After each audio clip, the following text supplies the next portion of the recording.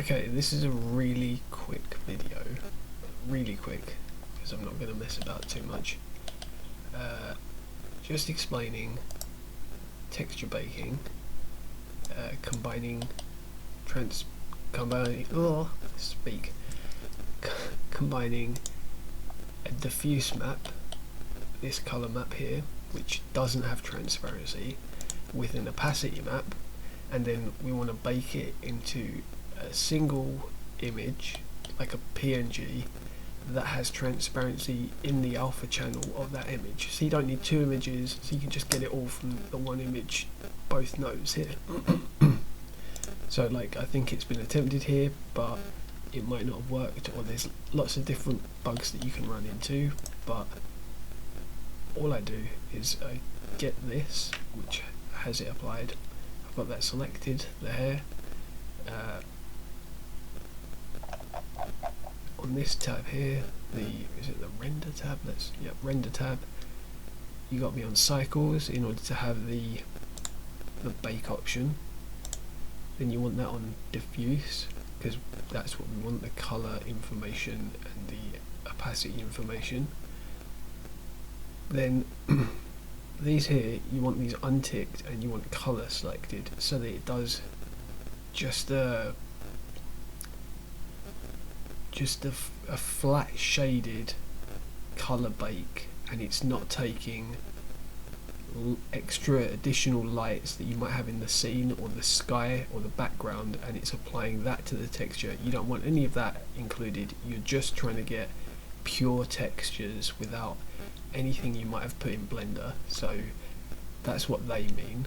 So like, direct lights are point lights or spotlights in the scene, and indirect lights would be global illumination and ambient occlusion for shadowing baked to the textures. Again, we don't want these, we just want colour. Selected to active is what I showed before. You don't want that ticked for this, because we're not baking from one object to another, we're just baking this object. This object has all the information we need on it. So we've got it selected, we have these settings. Again, diffuse, just colour selected there, no selected to active. Yeah, I won't bother going into the margin, we'll just concentrate on the essentials.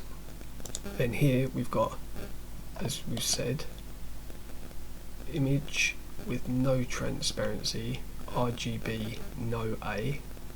This one is a image with transparency, but the only important part is the color information. The black and white color information is being used as the alpha.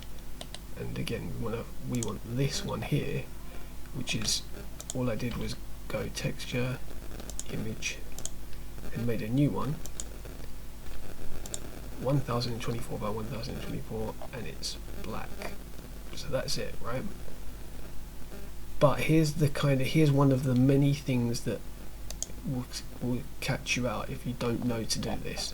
So you'll bake this, you'll have a problem, it won't work, and you'll be like, why is this not working? The problem is that it's not going to save the alpha information unless you tell it to, and it knows specifically. But we'll test it just to be sure, because I don't think it will, but it might do.